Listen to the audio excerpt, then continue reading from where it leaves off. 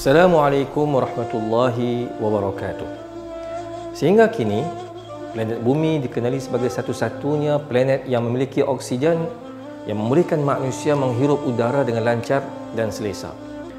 Kawasan atau ruang yang disediakan untuk manusia bernafas di bumi ini adalah luas, bermula dari lokasi tempat kaki berpijak, iaitu tanah, sehinggalah ke ketinggian 16 km di udara adalah kawasan yang masih memiliki bekalan oksigen. Lapisan pada zon ini dipanggil sebagai troposfera. Dalam kawasan ini jugalah pesawat kapal terbang bergerak merentasi negara dan benua. Saintis merumuskan lapisan troposfera adalah zon kehidupan. Namun, semakin tinggi ruang udara, semakin nipis juga bekalan oksigen yang ada.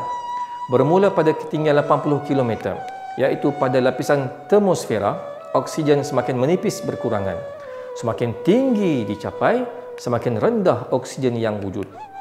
Pada ketinggian 500 km, oksigen di lapisan ini boleh dikatakan hampir tiada. Lapisan pada ketinggian ini dipanggil exosfera dan ia merupakan lapisan atmosfera yang terakhir. Di kawasan ini, manusia tidak mampu bernafas, melainkan dengan alat khusus yang membekalkan oksigen kepada mereka. Ini bermakna semakin tinggi manusia naik ke langit, semakin sedikit bekalan oksigen yang wujud. Lalu semakin sukar jua untuk manusia bernafas seperti biasa. Menariknya, dapatan sains ini telah diisyaratkan oleh Allah Subhanahu wa taala dalam surah Al-An'am ayat 125 ketika membuat perbandingan di antara hidayah dan kesesatan. Allah berfirman, "Faman yuridillahu an yahdiyahu yashrah sadrahu lil-Islam, wa man yurid an yudhillahu yaj'al sadrahu dayyiqan haraja ka'annama yas'adu fis sama'." Sesiapa yang Allah menghendaki untuk memberikan petunjuk kepadanya, dia melapangkan dadanya untuk memeluk agama Islam. Dan sesiapa yang dikehendaki Allah kesesatannya, Allah akan menjadikan dadanya sesak lagi sempit, seakan-akan ia sedang menaiki langit.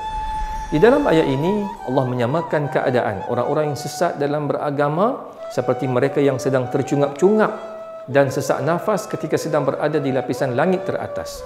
Dan setelah hampir 13 kurun ayat ini diturunkan, manusia menemui dapatan yang bertepatan dengan isyarat Al-Quran betapa lapisan atmosfera bermula pada ketinggian 500 km ke atas merupakan kawasan yang nipis oksigen dan tiada udara, yang menyebabkan kesukaran untuk manusia bernafas andai mereka berada di sana tanpa suit yang khusus. Masya Allah, bagaimana Al-Quran boleh mengungkapkan hal ini di zaman manusia belum mampu menerokai angkasa? Nyatalah, Al-Quran ialah kitab istimewa yang perlu difikirkan oleh kita semua. Ia diturunkan oleh Allah, Tuhan yang menciptakan langit dan bumi dengan sistem saintifik yang sangat terperinci.